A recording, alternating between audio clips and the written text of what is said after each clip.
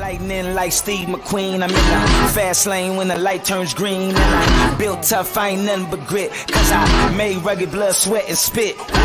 Yeah, like a horse I fly. Better push yourself in for a bumpy ride. I like to play hard, but I work harder. And I weather the storm cause I'm built stronger. What is up, ladies and gentlemen? We are back. We are live. It is the Freight Coach Morning Show, the top morning show in transportation, coming to you guys every single weekday, 8:30 a.m. Pacific, 10:30 Central, to break down some industry headlines and provide some actual insight into what you can do with all of this information. Rest assured, you guys, everybody who comes in on this stuff is involved in the industry. We are all involved day to day with multi-years experience, and we're here to give you the insight that what you need so you can apply, utilize, and see a meaningful difference in your business and your life. You know, at the end of the day, you guys, it's one of the many reasons why I proudly fly this American flag behind me, because A, we're the greatest nation on earth, but B, I'm living my American dream, and I want to help each and every one of you guys live your American dream as well.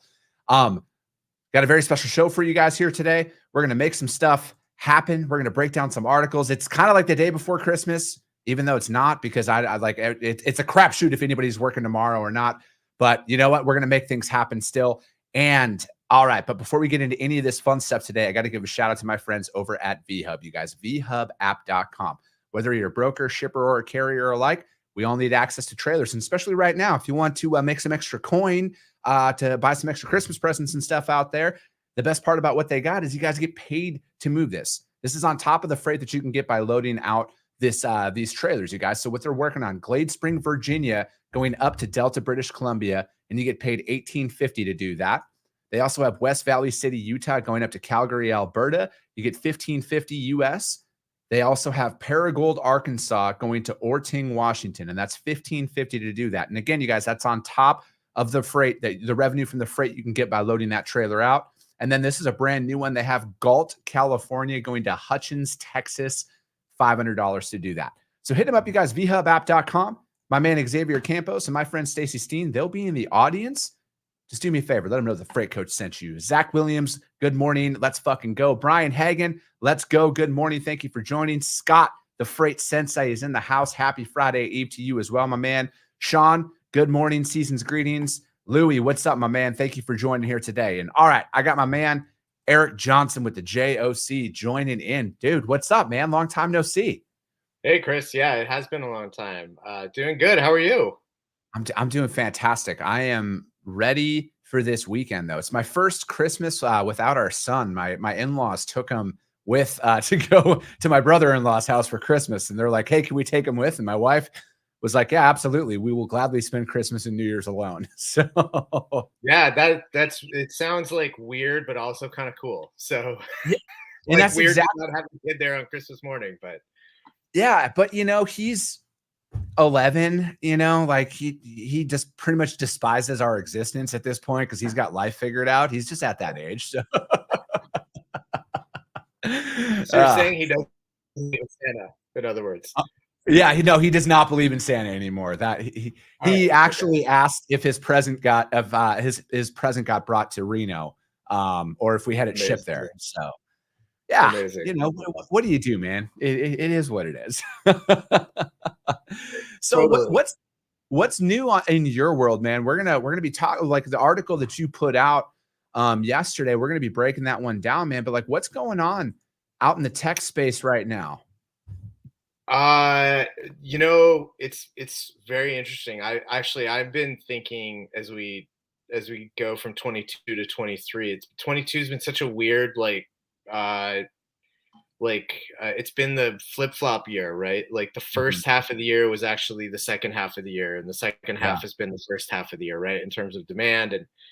And then from, you know, I cover the VC world a lot in terms of how it overlaps with the technology space in the logistics world. And again, it's like from the second quarter on, it's been the fire hose got turned off, and now it's much more like surgical and very methodical in terms of the way investors are investing into companies. So there's still funding rounds that are happening, but it's like a 3 to 6 month process instead of a 3-day to 3-week process where, you know, there was like a lot of desperation and every company was getting funding last year. So those are, I'm kind of interested, like in 23 how that manifests into what buyers actually buy and adopt next year. Because I think they're going to be a lot more choosy. In some ways, a market where demand is a little bit lower actually shows who the haves and the have-nots are a little bit more clearly. So I think we'll probably look back on 23 and say, all right, these were the companies that actually have staying power. These are the ones that were interesting ideas, but they weren't ready for prime time and maybe needed to get acquired. And then there's some that just, it's just wasn't the right time or fit or product. So yeah, do you think that that's a trend with when you go out there and there's so much, like, I don't want to call them napkin ideas, but it's like concepts are on a piece of paper, you sell a dream and VCs are just throwing money at you. And then it just gets to it where it's like, I think it's too soon, but like the money was readily available, but the market's not ready for your product. Do you see that? Oh yeah, I mean, first of all, VC gets like lumped into this big like single kind of idea when it's actually there's like several different categories of VC. There's very late stage investing huge amounts into a company that has a lot of revenue and is growing really fast, still is unprofitable, but like this is like the Uber kind of like, or even Amazon, right? Model of like, I'm investing into a company that just has this massive slice of a market and I'm going to turbocharge it in a way that its competitors won't be able to keep up. That's on one end. On the other end, you have companies, I mean, it's literally like there's delineations between pre-product or pre-revenue and then pre-product. There's sometimes founders get invested before they've even created a product, which is absolute insanity to me. But there's investors who feel like very strongly that a founder that they're investing in is going to figure out a way to address a market in a very, efficient and, untouchable way. And they want to be in early on that at a low price, essentially. So do you see that as more of like, because I think, a lot of people who listen to this who are like, all right, I'm going to start a business if I can get pre-product funding and everything else. Does that generally happen towards like second and third time founders? Like they have a proof of concept and that like the investors are more like, hey, I'm betting on the horse. This person struck gold twice already. And the chances of they're going to do it the third time are probably pretty high. Definitely having a track record helps in that regard. Sometimes not. Sometimes having like some sort of pedigree, like being affiliated with a company or some sort of like,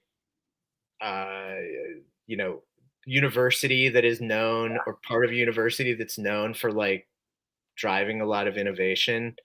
Sometimes it's gut feel, but yeah, having a track record of having built something backed by VC that exited at a desirable outcome for the investor, you're much more likely to like get an investment early on the next time around. Pre-product is crazy. It's like you might as well go to Vegas at that point and bet on black on the roulette table, right? Like it's a very small percentage of those companies are actually going to make it. It's just they're taking a stake at a very early stage, and if by chance it does hit it big, massive payoff with what they consider to be relatively risk. Yeah. And because I was kind of exposed to that I watched the Uber show that was on, I think it was like Showtime or something like that, about the early stages of Uber and how the first real big funding round they got was the guy was just like, I believe in the horse. I bet on the horse. I don't bet on the product because the product is almost like secondary at that point. And it's such an interesting thing because I feel like most people, I can't say most people, but some people who get into business, they're more concerned about how do I raise capital before I even like have a quality product. And then I know some founders and some very successful business people who are like, I don't even market my stuff. I'm more concerned about having a quality product and I'll let my clients market for me at that time. That word of mouth travels quick, especially in freight. Like we're like I would say we're half a degree of separation from everybody at every organization, essentially. And it's interesting to see where this is kind of all evolving to, because a lot of not that funding inside of transportation is like a new concept, but the amount of freight tech that has kind of evolved over these last couple of years, the tendencies of how to gain investment, how to really market your product from that napkin idea to where it is today is kind of being built in front of us.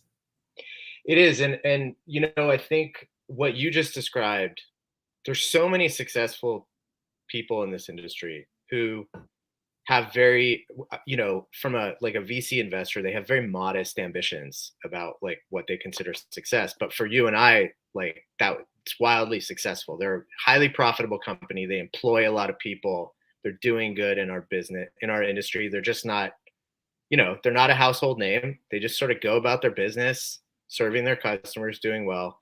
The traditional way of building a business.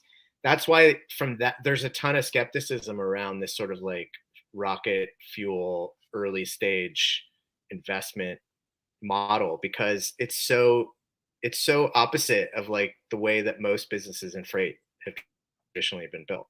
I take the view of like, there's no right or wrong answer here, right? Like, it's sort of like if you're a baseball player and you take steroids, it's illegal because there's rules saying you can't take steroids. But if I have a bad back, I'm allowed to take steroids. I don't have to suffer, for 3 weeks with a bad back and try to do my work.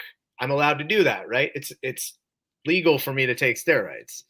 I'm not a professional athlete, right? It's the same way. Like, you can view VC money as sort of this artificial way to get from point A to point M or Z. Yeah. But it's not illegal. There's nothing immoral or illegal about it. It's a different asset class to tap into versus a bank loan or just, subsidizing your own business and bootstrapping it. So I don't think there's right or wrong, and the market will bear out who's successful or not. If you have a good product and you serve your customer and you're addressing an actual pain point, whether you take $10 from your neighbor or $100 billion from a VC fund, you still gotta make sure the market like actually wants your product and sell it and be good at selling it and then support it going forward. Yeah. So I couldn't agree with you more on that. I think that there's a lot of people who are enamored by the thought of playing business, but like they think that, because again, I think social media is, I think it has a lot to do with it. It's like wherever you go, somebody's, some baller in this and doing that. And, it's the crypto, it creates this like jealousy that you didn't even know you had, right? Like, I don't care what other people are doing. And then you're like, oh, wow, they're doing that. Okay. So I hate that stuff. I'm right there with you, man. I'm right there with you. Well, dude, let's jump into this article you released yesterday, and it's from Forwarding Tech Providers Push into the U.S. Trucking Markets. 2 providers of global freight services and softwares have launched offerings intended to connect air and ocean capacity to U.S. truckload and LTL. ECU Worldwide, the largest global neutral non-vessel operating common carrier, NVO, for those of you who aren't aware, said on Wednesday it is now offering a product that enables forwarders to connect to shippers with U.S. surface transportation carriers through their ECU 360 platform. And then that comes after logistics provider Freightos said last week it has begun tethering rate management and booking LTLs to its broader air and ocean quoting and execution capability. And then taken together, the developments are a sign that technology providers with deep reach into the global third-party logistics world are keen to bridge those modes. 3PLs traditionally managed with more domestic services, and both ECU and Freightos primarily serve forwarders and NVOs, but also have been branching out to serve shippers direct. Is that something that is, because again, I look at it like if I was a shipper and I was importing something from Thailand to the United States, and then from there it got on a truck in, at the port of Oakland or San Francisco or whatever that looked like, and then was trucked into a fulfillment center, and then I had multiple pieces going to multiple locations through LTL. I would want that visibility throughout the entirety of the shipment. I wouldn't want to have to talk to like 6 different providers or hear from my forwarder, oh, it's on this, oh, it could be here, and this happens and that happens. For sure. I mean, these types of things are fascinating for me because I sort of like split my time mentally and, writing wise halfway between like domestic tech and Yeah. international tech. So when those bridges start to get connected or the worlds collide, my ears perk up. It seems like a natural thing, but for whatever reason, it's very hard. It's been very hard. And the companies that are best set up to do it are probably the non-asset. Well, someone might quibble with me, but the non-asset based 3PLs are best to do it. But generally speaking, those 3PLs have either have a core strength in international or domestic, right? Mhm. It's very rare that you have a company that's like a powerhouse in both sides of it, um, without it being sort of subcontracted out, especially on the domestic side. So you have, these massive global 3PLs that obviously can provide their shippers, a quote and visibility on an inland move in the US, but are they farming that out to what they work with? Mhm. I mean, that's not new, right? That's very old. But to have a platform where you can do to have Oh, I'm losing you there, Eric. still like in progress. But yeah, and it's not, to me, it's not scale market want a piece of the U.S. domestic market because it's several times larger in terms of total size than even like all the container shipping in the world, right? So Yeah. it's not like there's zero players in the U.S. market, obviously, but even a small piece of that can be hugely lucrative to add on to a global 3PL's revenue. Yeah. And I think that I don't know if that's going to change here coming up in these next couple of years, especially like with Maersk coming in and buying up domestic U.S. freight, essentially service offerings. It's going to be, I don't know. Like I've always told myself, like thought to myself, like, how isn't there, like, I know that the industry is very fragmented at the end of the day, but like, how isn't there one provider that has connected all the dots, air, Yeah. ocean, intermodal, everything. And is it, I mean, from your perspective, man, because obviously you talk to a lot of people, is it because like some of the some of the service providers are heavily unionized and some are like, take the port compared to domestic US truckload, Yeah. very heavily unionized to zero union representation at all. So is there I'm not going to work with them because they're not union style of thing, or? No, I don't think it's that. I mean, what you just described is kind of like the UPS, DHL, FedEx model, right? Where you Yeah. literally own assets in certain modes. You have deep reach into virtually every mode. Like if I as a uninformed person needing to do all of a sudden like a decent amount of freight, my first thought would be, oh, well, I'm sure UPS has everything I need: customs Yeah. clearance, air, ocean, intermodal, express, parcel, everything, right? And they do, but they're still a tiny player in the grand scheme of things in terms of freight, right? Like even with that kind of like total modal coverage, um, there's not that one like dominant player.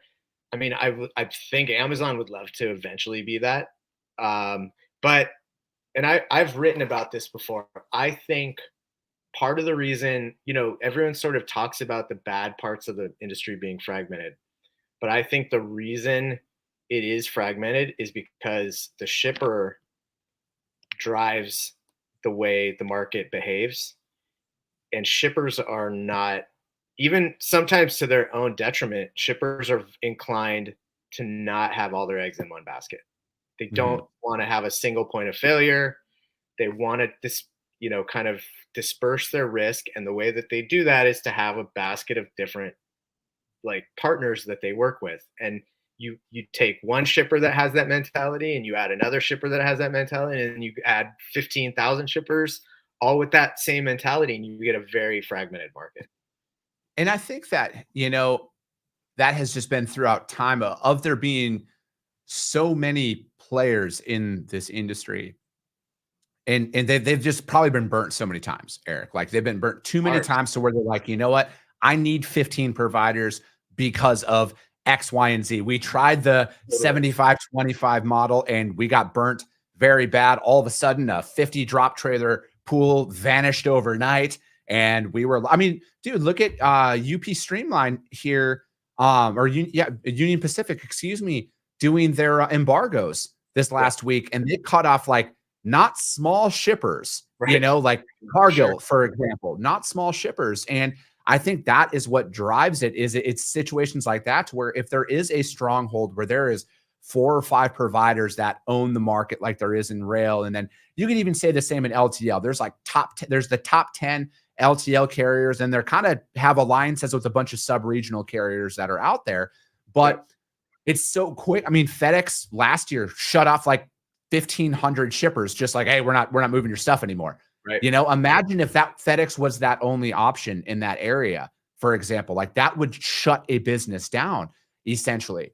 I don't know if you've ever talked to him. I was talking with Jeff D'Angelo at and he's doing a new cool project right now. And we were talking about this exact topic and about like why shippers sort of have this inclination to diversify their partners, right? And it's like I think about like something in my daily life, and if somebody is serving me consistently and without any problems, the last thing in the world I want to do is have a second version of that as like a backup.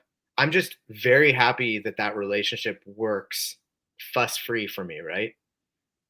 He said, and he made the great point. He's like, we like the service providers have failed shippers in that way, in that they haven't created that environment where like you don't have to worry about it to the point where you do need backups, right? And so I think, and not for lack of trying, like I'm not taking a crack at service. It's an exceptionally hard thing. It's way easier to serve me as like a fairly easy to deal with customer for some dumb thing that I'm using, like a streaming service or something like that, than obviously to deal with like, freight going to 18 different origin destination pairs, right? So, but if they can get to that point where it is consistent and the failure is like the anomaly, the crazy anomaly, and not like someone comes in and expects, I'm going to have like 10 loads that are going to have problems today and I'm going to have to deal with it, then you'll start to see them get away from that inclination to sort of diversify. Yeah. Now, do you think have you heard of, and maybe your conversation with Jeff is going to be able to answer this. Is there anybody who's focusing in on that from like a connectivity standpoint of identifying which providers are, like an actual, I don't know if it's like a forced rank where, hey, this provider is exceptionally strong in this region, and this is why they're appealing to you as a shipper. Is anybody taking that angle on? That's a great point. I don't know. Probably someone. I don't ever claim to know everything that's going on at all. So it very well maybe. I mean, what was the name of the company? There was a company a few years ago. I think it got acquired by Expeditors, if I'm not mistaken, that was doing sort of like a Yelp rating for 3PLs. Okay. But how metrics based was it? Was it just like more like these guys piss me off, or they always tried to stick me with a high rate and that's why they got a bad rating?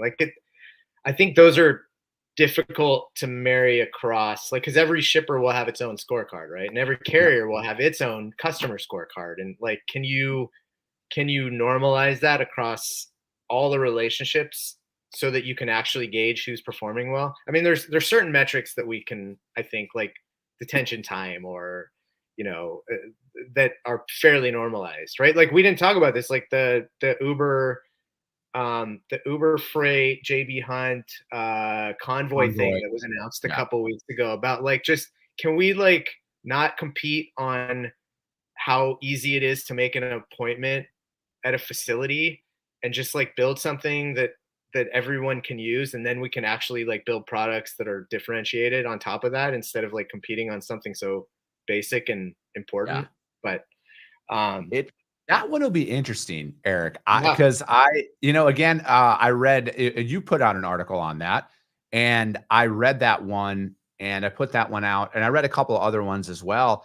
And it seemed that I don't know if they just didn't talk about it in the article themselves, but it kind of seemed like three service providers coming up with a solution and then like telling their customers or shippers like, hey, this is what you're going to use now to schedule your appointments. Because I didn't see any shipper feedback in those articles. Maybe the shippers were like, I'm not talking about this publicly. I don't know. But I thought it was interesting because a couple of my friends who are shippers reached out to me on the side. They're like, nobody has ever talked to us about any of this stuff. And there's like, clearly this is not geared towards solving my problem at all. it's a great point. I think their hope is that like the market as a whole, whether their competitors, including and shippers and customers, will just see it this not as like some sort of thing that's an imposition, but actually something that collectively makes their life a little easier. I mean, if I'm a shipper, I'm thinking, I don't want to have a different appointment process for 12 different brokers that I work with. If I could have one process, that makes a lot of sense. But we're very far from here to there at this point. So yeah. And that's the thing is it's like, and then again, I don't know. I'm open. It's a fair point. It's a total fair point. Like sometimes things get developed because they sound really good in a conversation over a beer at a conference, or they look really good on a whiteboard, but then you put it into the real world and people are like, not what we really care about right now. Yeah. And just me being the natural skeptic that I am with a lot of those things, it's like, if I was in charge of developing that, would I put in there something where my company got all the prime appointment times at those facilities and everybody else was left to fight for the 6 a.m. or the 7 p.m. ones? That's the first thing that came to my mind. But, I'm sure there's a lot more honest people.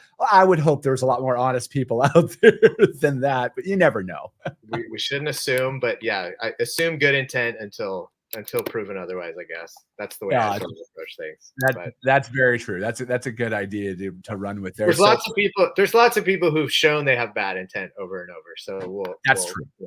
Right. So I think those people are becoming more and more easily identifiable, and kind of the same ones that are kind of back to what our first point of the conversation about the companies that just marketed very well and didn't have any substance behind them and everything else. And that's the thing is it's like at some point you have to build a real company. Like you can't just take on investment and sell an idea because eventually you're going to run out of runway. You have to develop, you have to have that tangible feedback. You have to have an actual something out there for people to utilize. And I think that again, the gift and the curse of a good economy is business is easy for a lot of people. So a lot of people can just mistakenly raise $5 million, whatever that looks like. But unfortunately, the tide goes out at some point. It does. And if you don't have any substance behind what you're talking about or doing, it's going to come up and it's going to end bad. And, that's always the sad thing of it. But hey, if you're doing the right thing, if you're truly building something and your product backs it up, you're going to be just fine in any economy. It doesn't matter. I agree.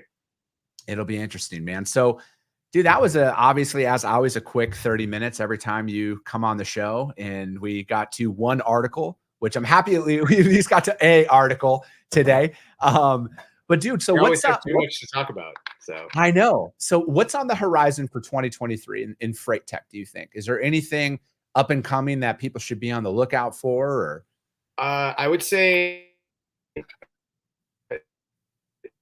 in the sense that like the thing that I have heard the most. Oh, you're cutting out there a little bit, Eric. Using automation to do work where it's been difficult to hire and retain people, right? Yeah. So employee pool nationwide is dwindling, right? Like companies are fighting for a diminishing number of talented people. So the more automation can fill that gap, just doing like pretty drudgery type work, data entry, system updating systems back and forth. Like that's not the type of stuff that's very interesting to do for most people. So that I would say is going to be huge next year. I like it. I like workflow automation. I personally think, Eric, it was my job as a freight broker. 95% of my day should be automated. I shouldn't be manually doing anything except for picking up a phone and selling. That's the only manual activity I should do. Yeah. You know, because everything else auto populates in every other version of my life. So I might as well bring it into business and have it out there at scale. So, well, perfect, man. Well, that's it for today. I'll be live again tomorrow, you guys. Eric, thank you so much for joining me. I know it's right close to the holidays. I know you've been traveling and you literally just got back. So I appreciate you taking some time to join me today. But that's it. As always, you guys, we'll be back tomorrow, though, 8:30 a.m. Pacific, 10:30 Central. And as always, you guys, if you guys saw value in this, share the show. That's how we're growing every single month over month through all of this, is because each and every one of you share the show, because if you see value in it, your network's going to see value in it as well. I appreciate you guys. I love you guys, and we'll be talking to you soon.